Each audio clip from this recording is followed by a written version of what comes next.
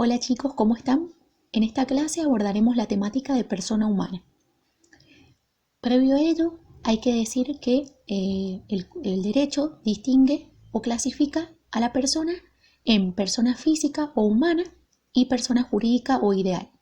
La persona física o humana, que es la que trataremos en estas clases, es, según el viejo Código Civil de Vélez Sarsfield, se decía que la persona humana eran todos los entes que presentasen signos característicos de humanidad, sin distinción de cualidades o accidentes, se consideraban personas físicas o humanas.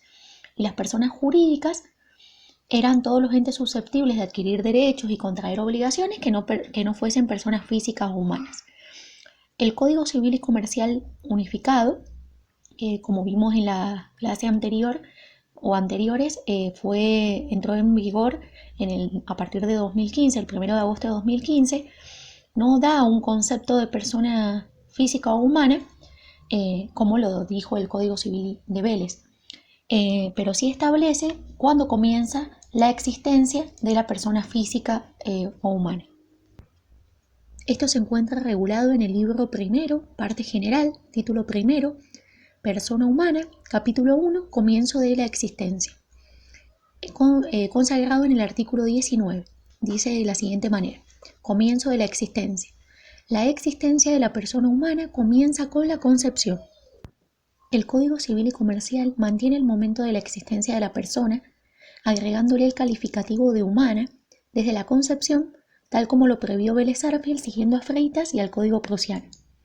Vélez Sarsfield hablaba del momento de la existencia de la persona en el artículo 70 y decía que era desde la concepción en el seno materno comienza la existencia de las personas. Como bien se ve, no hablaba de personas humanas. Entonces se incorpora este término. De esta manera se reconoce al nasciturus o persona por nacer como sujeto de derecho y por ende protegido por la legislación civil, siendo pasible de adquirir derechos y obligaciones, colocándose el eje en la noción de concepción. Esto es importante porque desde el momento de la concepción, la persona por nacer ya puede o tiene derecho a alimentos, puede suceder, se lo puede reconocer, es decir, el padre puede reconocer la filiación, se puede impugnar la filiación. Es titular de todos estos derechos, pero hay que decir que no los puede ejercer, y ya que lo hace a través de sus representantes legales. Es decir, tiene capacidad de derecho, pero en el ámbito de la capacidad de hecho, va a necesitar la representación de los representantes legales, en primer lugar sus padres. El viejo Código Civil de Vélez Sarsfield hablaba de seno materno, la concepción en el seno materno. Se ha quitado la consideración de que la concepción acontece en el seno materno, y esto responde a la coherencia que el Código Civil y Comercial mantiene con la Ley 26.743 de identidad de género. Ello es así, ya que en el derecho argentino no es necesario someterse a operación quirúrgica alguna para proceder a la modificación del género. Una persona que ha nacido mujer puede cambiar su identidad al género masculino y quedar embarazado, y en tal caso no sería jurídicamente seno materno, porque este niño nacería de un padre que es la identidad autopercibida, de quien da luz, siendo este el momento central en respeto por el derecho a la identidad. La identidad de género está contemplada en la ley, como dijimos, 26.743, y les dice que se entiende por identidad de género a la vivencia interna e individual del género, tal como cada persona la siente, la cual puede corresponder o no con el sexo asignado al momento del nacimiento, incluyendo la vivencia personal del cuerpo. Esto puede involucrar la modificación de la apariencia o la función corporal a través de medios farmacológicos, quirúrgicos o de otra índole, siempre que ello sea libremente escogido. También incluye otras expresiones de género como la vestimenta, el modo de hablar y los modales. Es decir, es la identidad autopercibida, que puede coincidir o no con el aspecto biológico. Van a ver que en el título quinto del libro segundo del Código Civil y Comercial, cuando se refiere a la filiación, se aluden varios articulados a la persona que da a luz y no a la noción de madre o mujer. De esta manera se alcanza una regulación coherente y sistémica con todo el ordenamiento jurídico nacional, en el que prima el principio de igualdad y no discriminación, como el reconocimiento y la protección del derecho a la identidad en sus diferentes vertientes. Bueno, ahora veremos qué se entiende por concepción cuando la persona nace de las técnicas de reproducción humana asistida. Hay que tener en cuenta que esto no está respondido de manera expresa por el Código Civil y Comercial, ya que vamos a ver que el Código Civil y Comercial señala que el comienzo de la existencia de la persona humana acontece desde la concepción, pero no aclara qué se entiende por concepción cuando se trata de personas nacidas por las técnicas de reproducción humana asistida. Igualmente, ello se concluye por una interpretación según la línea legislativa que adopta el Código Civil y Comercial y tendiendo a otras legislaciones como la Ley 26.862 de acceso integral a los procedimientos y técnicas médico-asistenciales de reproducción médicamente asistida y a lo decidido por la Corte Interamericana de Derechos Humanos, cuya jurisprudencia es obligatoria para la Argentina, so pena de incurrirse en responsabilidad internacional. Bueno, ahora vamos a analizar algunos casos jurisprudenciales que nos van a permitir entender qué se entiende por concepción en los casos de aplicación de técnicas de reproducción humana asistida. El primer caso que vamos a ver es el caso Artavia Murillo y otros contra Costa Rica de la Corte Interamericana de Derechos Humanos. Vamos a introducir un poco el tema para ver qué decidió la Corte Interamericana de Derechos Humanos. En 1997, el Poder Ejecutivo de Costa Rica reguló la práctica de la fecundación in vitro. En el año 2000, el decreto del Ejecutivo fue declarado inconstitucional por la Sala Constitucional de ese país. Ese tribunal consideró que los embriones in vitro tienen derecho a la vida y la fecundación in vitro, de manera consciente y voluntaria, causa una elevada pérdida de embriones, y esto es incompatible con ese derecho a la vida. El resultado de esa decisión judicial fue la prohibición de la práctica, es decir, se prohibió la fecundación in vitro. En 2001, un grupo de personas se presentó ante la Comisión Interamericana de Derechos Humanos.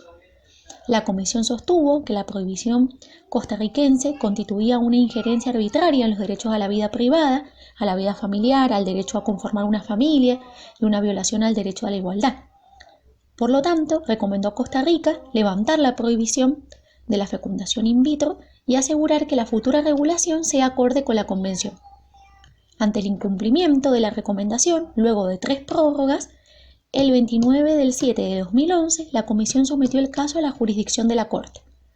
El 28 del 11 de 2012, ese tribunal condenó a Costa Rica, dijo que prohibir la fertilización in vitro viola el derecho a la privacidad, a la libertad, a la integridad personal, a la no discriminación y el derecho a formar una familia. La Corte ratificó, pues, que el acceso a la reproducción humana asistida debe estar garantizado legalmente, pero fue más allá, ya que al analizar el artículo 4.1 de la Convención y la naturaleza del embrión, ingresó en un terreno sensible y necesario para América Latina, como es la interrupción del embarazo. ¿Qué dijo la Corte? La Corte dijo y expresó enfáticamente que los derechos reproductivos integran los derechos humanos, hay un derecho a procrear y hay un derecho a no procrear, e interpretó el término concepción contenido en el artículo 4 de la Convención Americana de Derechos Humanos y lo asimiló a nidación.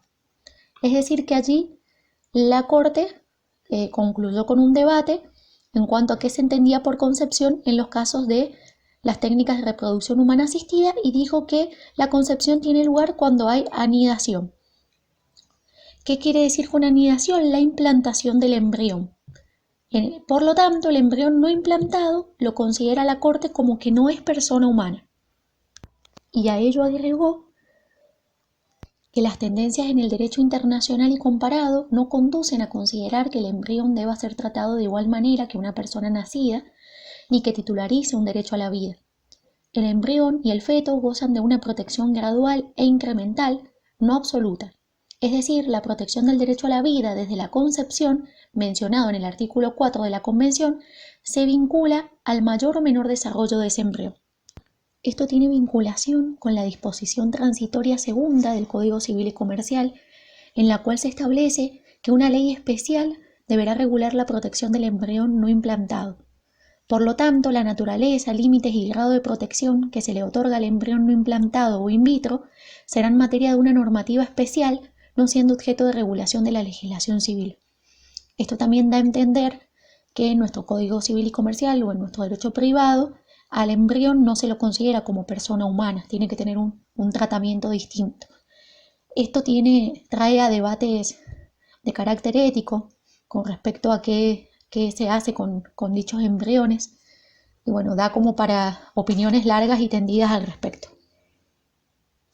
Volviendo al caso Artavia Murillo y otros contra Costa Rica, de la Corte Interamericana de Derechos Humanos, hay que decir que la Corte admite que en el marco científico actual hay dos lecturas bien diferentes del término concepción. Hay una corriente que entiende por concepción el momento de encuentro o fecundación del óvulo por el espermatozoide, y la otra entiende por concepción el momento de implantación del óvulo fecundado en el útero, inclinándose el tribunal por esta última, que es la misma que sigue el articulado en análisis. En esta oportunidad vamos a ver un caso que llegó ante la Corte Suprema de Justicia de la Nación sobre una medida autosatisfactiva y que se dio en el caso de que se llevó a cabo una práctica abortiva y que fue solicitada por una mujer menor que había sido violada. En este caso la Corte, al momento de que llegó ante sus estrados y que fue resuelto, no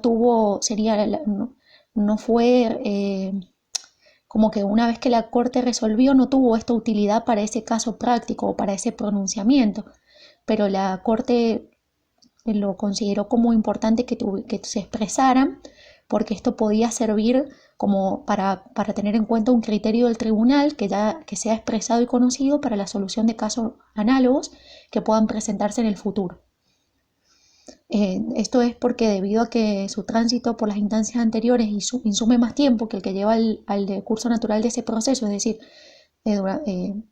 la Corte no iba a poder tal vez actuar, o el momento que llegó a la Corte fue tarde porque ya se puede producir el embarazo o darse lugar a este aborto. Entonces en este caso la Corte resuelve después, pero sirve como un criterio a tener en cuenta en los casos análogos que se puedan dar o que puedan tener lugar a posteriori. En dicho fallo, en el que se interpreta el supuesto de aborto no punible, que regula el artículo 86, inciso 2 del Código Penal, se mantuvo la noción de concepción que incorpora la Ley 23.849, que es la ley argentina que ratifica la Convención sobre los Derechos del Niño. En tal sentido, se sostuvo que el artículo 2 de la Ley 23.849, que establece que el artículo 1 de la Convención debe interpretarse en el sentido que se entiende por niño todo ser humano desde el momento de la concepción, no constituye una reserva que en los términos del artículo 2 de la Convención de Viena sobre el derecho de los tratados altere el alcance con que la Convención sobre los Derechos del Niño rige en los términos del artículo 75, inciso 22 de la Constitución Nacional. Esto porque, como surge del texto mismo de la ley, mientras que el Estado argentino efectuó una reserva con relación al artículo 21 de la Convención, respecto del artículo 1, solo se limita a plasmar una declaración interpretativa. Nada más. No lo ve como una reserva, sino como una declaración interpretativa. Bueno, ahora veremos cómo en la óptica legislativa también se arriba a la misma conclusión que la Corte Interamericana de Derechos Humanos. Por ejemplo, en el artículo 20, que es un artículo que vamos a ver más adelante en detalle, se entiende por concepción el plazo que corre entre el mínimo y el máximo para el embarazo, es decir, se relaciona la noción de concepción con la de embarazo. Luego, en el artículo 21, que también lo vamos a ver en esta clase, es más elocuente al sentar como principio que los derechos y las obligaciones se consolidan o quedan sujetos al nacimiento con vida. Es decir, van a quedar irrevocablemente adquiridos una vez que se haya nacido con vida, que se haya producido el nacimiento con vida, diciéndose de manera expresa que esta situación de latencia acontece desde la concepción o la implantación del embrión hasta el efectivo nacimiento con vida. Entonces, como vemos en estos dos artículos, se asimila concepción con la implantación del embrión. Luego, en el artículo 561, que es un artículo que integra el capítulo dedicado a las reglas generales relativas a la filiación por técnicas de reproducción humana asistida, se dispone, en el mismo sentido que la Ley 26.862 y su decreto reglamentario 956 del 2013, que el consentimiento previo, informado y libre al sometimiento a esta práctica médica es revocable mientras no se haya producido la concepción en la persona o la implantación del embrión. Es decir, el consentimiento que prestan las partes para esta forma a esta práctica va a ser revocable mientras no se haya producido la concepción en la persona o la implantación del embrión. Una vez que se produjo la implantación del embrión, el consentimiento no sería revocable. Y por último, la disposición transitoria segunda, que establece la obligación del Congreso de la Nación de sancionar una ley especial en la materia que tenga por objeto la protección del embrión no implantado. Si se lo considerara como persona humana, debería estar regulado en el Código Civil, sobre todo en este capítulo que estamos viendo, persona humana, y no en una ley especial. Entonces, si se lo está regulando en una ley especial, es porque no se lo considera como persona humana. Por lo tanto, podemos concluir este tema diciendo que tanto las voces legislativas como la emanada de la máxima instancia regional en materia de derechos humanos, que es la Corte Interamericana de Derechos Humanos, son coincidentes en entender que la persona humana comienza, en el caso de las técnicas de reproducción humana asistida, cuando el embrión se implanta o transfiere en la persona, o a la persona, mejor dicho. Bueno, a continuación analizaremos el artículo 20 del Código Civil y Comercial, que hace alusión a la duración del embarazo y a la época de la concepción. Dice así: la época de la concepción es el lapso entre el máximo y el mínimo fijados para la duración del embarazo. Se presume, excepto prueba en contrario, que el máximo de tiempo del embarazo es de 300 días y el mínimo de 180, excluyendo el día del nacimiento. ¿Cuál es la importancia de esta duración del embarazo y el de poder determinar la época de la concepción? Tiene una importancia porque es el momento de la concepción, es clave para el reconocimiento de derechos y las obligaciones en el campo del derecho civil. La legislación se interesa por determinar cuándo comienza y a la vez entender que desde ese momento la concepción se da inicio a otra situación o otro estado que es el embarazo. Esto es fundamental porque en el momento de la concepción, a partir de allí, la persona por nacer adquiere derechos y puede también tener obligaciones. Esta duración del embarazo y esta época de la concepción era importante sobre todo en esas épocas en las cuales no se realizaban los test genéticos. Y entonces era importante determinar cuándo se daba esta época. Entonces te dice que el plazo máximo es de 300 días, que equivale a 10 meses, y el mínimo es de 180 días, que equivale a 6 meses. El lapso entre el máximo y el mínimo, en ese lapso es en el que se presupone que ocurrió la concepción. Pero esta presunción es iuris tantum, ya que admite prueba en contrario, y por lo tanto, si hay una prueba biológica, esta la va a vencer a la presunción. Esto es fundamental, determinar la época de la concepción en materia sucesoria, ya que una persona por nacer puede adquirir derechos, por ejemplo, puede heredar un departamento, un campo, como dijimos anteriormente, también puede o tiene derecho a alimentos, se le puede reconocer, se puede impugnar la filiación durante esa etapa, etc. Hay que tener en cuenta que para la determinación de este plazo no se cuenta el día del nacimiento. De esta manera, un embarazo no puede durar más de 300 días ni tampoco menos de 180 días, salvo prueba en contrario. Es decir, la presunción se cae si hay prueba en contrario. Como se trata de una normativa que no ha traído mayores controversias, el Código Civil y Comercial mantiene en esencia el derogado artículo 77 del Código Civil de Vélez Sarsfield. Y esto viene de la mano de una larga tradición jurídica que viene del derecho romano, en el cual era importante determinar la época de la concepción, ya que allí no estaban los test genéticos, y esto permitía determinar si el concebido heredaba en caso de fallecimiento de su padre, o también permitía determinar el momento de la concepción para marcar el estatus en relación a la libertad, ya que si la mujer que concebía siendo libre y luego caía esclava, al momento del parto, el hijo iba a nacer libre. Entonces iba a depender la época de la concepción o el momento de la concepción para la determinación de si el hijo nacía libre o si nacía esclavo, a ese nivel.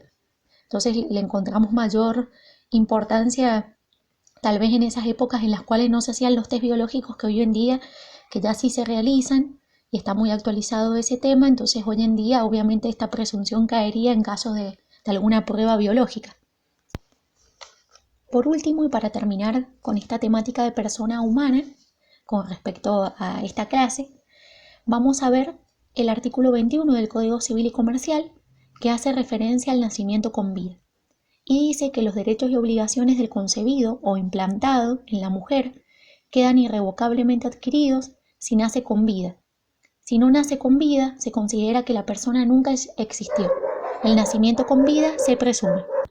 El Código Civil y Comercial sigue la línea de la legislación del Código Civil de Vélez al sostener que los derechos y deberes que se adquieren antes del nacimiento están sujetos al efectivo alumbramiento y nacimiento con vida del niño. ¿Qué se entiende por esto? Esto acontece cuando es separado de la persona que dio a luz. Hay una diferencia sustancial con el Código de Vélez-Sarsfield, y es que en él no se diferenciaban los casos de nacimiento derivado del acto sexual del caso de las técnicas de reproducción humana asistida. En el Código Civil y Comercial sí se diferencia. Ahora vamos a ver que en este caso se sienta como principio una condición resolutoria. ¿Qué quiere decir? Que los derechos y los deberes que adquiere el concebido, cuando la causa fuente del embarazo es el acto sexual, o el implantado en la persona, cuando la causa fuente son las técnicas de reproducción humana asistida, se consolidan o quedan irrevocablemente adquiridos con el nacimiento con vida. Es decir, es una condición resolutoria porque para poder adquirirlos se necesita que nazca con vida. En este sentido, o en sentido contrario, si el concebido o implantado no nace con vida, la ley considera que la persona humana no ha existido.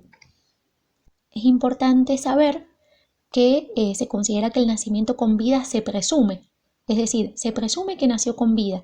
Si alguien quiere alegar lo contrario, tiene que probarlo, y puede atenerse a todo medio de prueba para probarlo, probar que no se nació con vida. Esto está en conformidad con el respeto a la persona humana o a favor de su existencia. Bueno chicos, terminamos por esta clase. Nos vemos la próxima. Saludos.